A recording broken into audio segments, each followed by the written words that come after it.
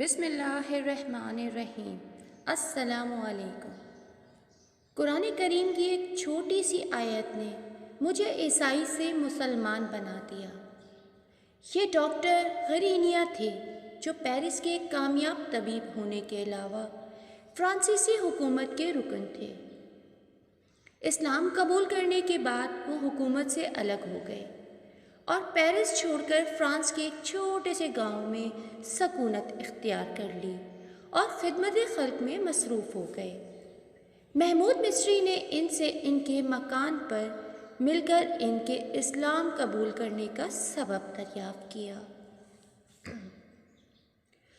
قرآن کی ایک آیت ڈاکٹر نے جواب دیا، کیا آپ نے کسی مسلمان عالم سے قرآن پڑھا ہے؟ نہیں، میری اب تک کسی مسلمان عالم سے ملاقات نہیں ہوئی۔ پھر یہ واقعہ کیوں کر پیش آیا؟ ڈاکٹر غرینیا نے جواب دیا، مجھے اکثر سمندری سفروں میں رہنے کا اتفاق ہوا ہے۔ میری زندگی کا بڑا حصہ پانی اور آسمان کے درمیان بسر ہوا ہے۔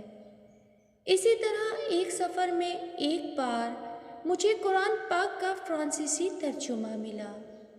یہ موسیو قاری کا ترجمہ تھا۔ میں نے اسے کھولا تو سورہ نور کی ایک آیت سامنے تھی جس میں ایک سمندری نظارے کی کیفیت بیان کی گئی۔ ترجمہ: جیسے اندھیرا گہرے سمندر میں اس کو ڈھانپ لیا ہو موج نے، لہر کے اوپر لہر، اس کے اوپر بادل، اندھیرے پر اندھیرا۔ اس حالت میں ایک شخص نے اپنے ہاتھ نکالا تو توقع نہیں کہ وہ اس کو دیکھ سکے، اور جس کو خدا نور نہ دے اس کے لیے کوئی روشنی نہیں۔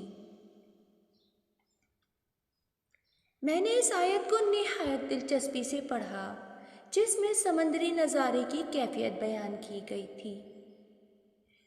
جب میں نے آیت پڑھی تو میں تمثیل کی عمدگی اور انداز بیاں کی واقفیت سے بے حد متاثر ہوا۔ میں نے خیال کیا کہ محمد صلی اللہ علیہ وآلہ وسلم ضرور ایک ایسے شخص ہوں گے جن کے رات اور دن میری طرح سمندری سفروں میں گزرے ہوں گے۔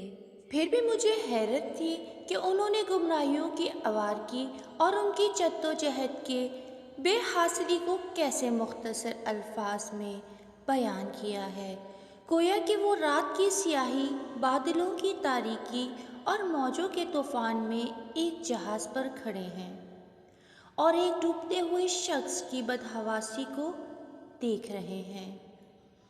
میں سمجھتا ہوں کہ سمندری خطرات کا کوئی بڑے سے بڑا ماہر بھی اتنے کم الفاظ میں اتنے کامیاب طور پر خطرات بحر کی تصویر کشی نہیں کر سکتا، لیکن اس کے تھوڑے ہی عرصے بعد مجھے معلوم ہوا کہ محمد صلی اللہ علیہ وآلہ وسلم عربی نے کبھی زندگی میں سمندر کا سفر نہیں کیا۔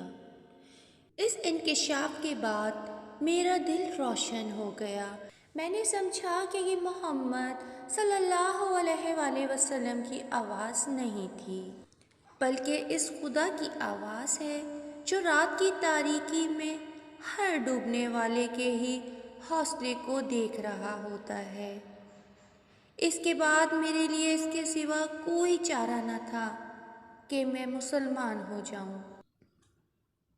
اور ویورز، ڈاکٹر غرینیا جو کہ فرانسیسی حکومت کے رکن تھے، اسلام قبول کر گئے اسی وقت۔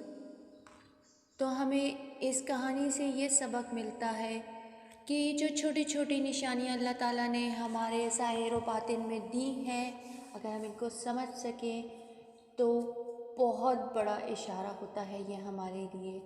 اسی کے ساتھ مجھے اجازت دیجیے، انشاءاللہ نیو کہانی میں پھر ملتے ہیں۔ اللہ حافظ۔